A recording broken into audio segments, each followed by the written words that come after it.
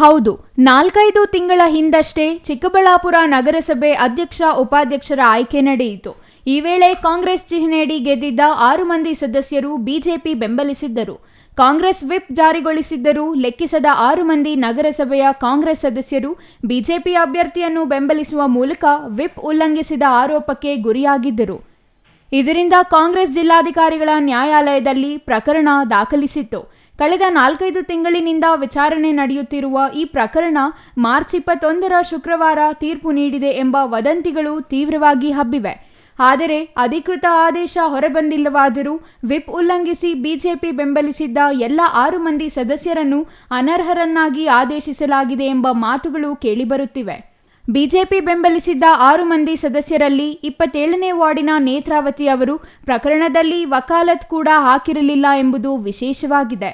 2ನೇ ವಾರ್ಡಿನ ನಗರಸಭಾ ಸದಸ್ಯೆ ರತ್ನಮ್ಮ, 7ನೇ ವಾರ್ಡಿನ ಸದಸ್ಯ ಸತೀಶ್, 13ನೇ ವಾರ್ಡಿನ ಸದಸ್ಯೆ ನಿರ್ಮಲಾ ಪ್ರಭು, 22ನೇ ವಾರ್ಡಿನ ಸದಸ್ಯೆ ಶ್ವೇತಾ ಮಂಜುನಾಥ್, 24ನೇ ವಾರ್ಡಿನ ಸದಸ್ಯೆ ಅಂಬಿಕಾ ಮತ್ತು 27ನೇ ವಾರ್ಡಿನ ಸದಸ್ಯೆ ನೇತ್ರಾವತಿ ಅವರು ಪ್ರಸ್ತುತ ಅನರ್ಹಗೊಂಡಿದ್ದಾರೆ ಎಂದು ಹೇಳುತ್ತಿರುವ ಕಾಂಗ್ರೆಸ್ ಸದಸ್ಯರಾಗಿದ್ದು, ಶುಕ್ರವಾರ ನ್ಯಾಯಾಲಯ ಆದೇಶ ನೀಡಿದೆ ಎನ್ನಲಾಗಿದ್ದು, ಇಂದು ನಾಳೆ ರಜೆ ಇದೆ. ಹಾಗಾಗಿ ಸದಸ್ಯರಿಗೆ ಆದೇಶ ಪ್ರತಿ ಸಿಗುವುದಿಲ್ಲ. ಸೋಮವಾರ ಆದೇಶ ಪ್ರತಿ ಪಡೆಯಬೇಕಿದ್ದು, ಸೋಮವಾರ ಹೈಕೋರ್ಟಿನಲ್ಲಿ ಕೆವಿಯಟ್ ಹಾಕಿ ಆದೇಶ ತಡೆಯಾಜ್ಞೆ ಸಿಗದಂತೆ ಮಾಡುವುದು ಕಾಂಗ್ರೆಸ್ ಪ್ರಯತ್ನವಾಗಿದೆ ಎಂಬ ಮಾತುಗಳು ಕೇಳಿಬರುತ್ತಿವೆ. ಪ್ರಸ್ತುತ 6 ಮಂದಿ ಸದಸ್ಯರು ಅನರ್ಹರಾಗಿದ್ದೇ ಆದಲ್ಲಿ ನಗರಸಭೆಯಲ್ಲಿನ ಸದಸ್ಯರ ಸಂಖ್ಯೆ 25ಕ್ಕೆ ಕುಸಿಯಲಿದ್ದು, ಪ್ರಸ್ತುತ ಕಾಂಗ್ರೆಸ್ನವರು ಅವಿಶ್ವಾಸ ಗೊತ್ತುವಳಿ ಮಂಡಿಸಿದರೆ ನಗರಸಭೆಯಲ್ಲಿ ಪರಿಸ್ಥಿತಿ ಏನಾಗಲಿದೆ ಎಂಬ ಪ್ರಶ್ನೆ ಉದ್ಭವಿಸಿದೆ. ಈ ಹಿಂದೆ ನಗರಸಭೆಯಲ್ಲಿ 31 ಸದಸ್ಯರಿದ್ದು, 2 ವಿಧಾನ ಪರಿಷತ್ ಸದಸ್ಯರು, 1 ಶಾಸಕರು ಮತ್ತು 1 ಸಂಸದರ ಮತ ಸೇರಿ ಒಟ್ಟು 35 ಮತಗಳನ್ನು ನಗರಸಭೆ ಹೊಂದಿತ್ತು. ಈ ಸಂದರ್ಭದಲ್ಲಿ ನಡೆದ ಅಧ್ಯಕ್ಷ ಉಪಾಧ್ಯಕ್ಷರ ಆಯ್ಕೆಯಲ್ಲಿ ಸಂಸದರ ಮತವೂ ಸೇರಿದಂತೆ 19 ಮತ ಪಡೆದ ಬಿಜೆಪಿ ನಗರಸಭೆಯಲ್ಲಿ ಅಧಿಕಾರ ಹಿಡಿಯುವಲ್ಲಿ ಯಶಸ್ವಿಯಾಗಿತ್ತು. ಆದರೆ ಇದೀಗ ಬಿಜೆಪಿ ಬೆಂಬಲಿಸಿದ 6 ಮಂದಿ ಸದಸ್ಯರು ಅನರ್ಹರಾಗಿದ್ದೇ ಆದರೆ ನಗರಸಭಾ ಸದಸ್ಯರ ಸಂಖ್ಯೆ ಚುನಾಯಿತ ಪ್ರತಿನಿಧಿಗಳು ಸೇರಿ 29ಕ್ಕೆ ಕುಸಿಯಲಿದ್ದು, 15ಕ್ಕೆ ಕುಸಿಯಲಿದೆ.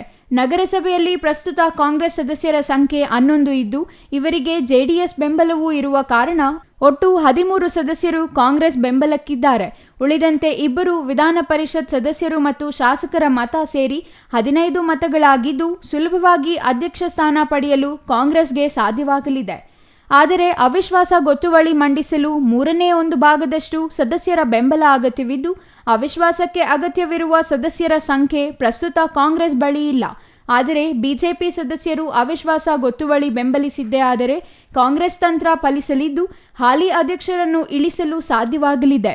ಈ ನಿಟ್ಟಿನಲ್ಲಿ ಈಗಾಗಲೇ ಕಾಂಗ್ರೆಸ್ ಪ್ರಯತ್ನಗಳನ್ನು ತೀವ್ರಗೊಳಿಸಿದ್ದು, ಸೋಮವಾರ ಕೆವಿಯಟ್ ಹಾಕಿ ಅನರ್ಹ ಸದಸ್ಯರಿಗೆ ತಡೆಯಾಜ್ಞೆ ಸಿಗದಂತೆ ಮಾಡುವುದು ಮತ್ತು ನಗರಸಭೆಯಲ್ಲಿ ಅವಿಶ್ವಾಸ ಗೊತ್ತುವಳಿ ಮಂಡನೆ ಮಾಡುವತ್ತ ಕಾಂಗ್ರೆಸ್ ಚಿತ್ತ ಹರಿಸಿದೆ ಎನ್ನಲಾಗಿದೆ. ಎಲ್ಲವೂ ಅಂದುಕೊಂಡಂತೆ ಆದರೆ 4 ತಿಂಗಳ ಅವಧಿಯಲ್ಲಿ ನಗರಸಭೆಯಲ್ಲಿ ಅಧ್ಯಕ್ಷರ ಬದಲಾವಣೆ ಸೂಚನೆಗಳು ಗೋಚರಿಸುತ್ತಿದ್ದು, ಈ ನಿಟ್ಟಿನಲ್ಲಿ ಕಾಂಗ್ರೆಸ್ ದಿಟ್ಟ ಹೆಜ್ಜೆ ಹಾಕಲಿದೆಯೇ ಇಲ್ಲವೇ ಪಿಎಲ್ಡಿ ಬ್ಯಾಂಕ್ ಚುನಾವಣೆ ರೀತಿಯಲ್ಲಿಯೇ ಕೈ ಚೆಲ್ಲಲಿದೆಯೇ ಎಂಬುದನ್ನು ಕಾದು ನೋಡಬೇಕಿದೆ. News bureau, CTV news, Chikkaballapur.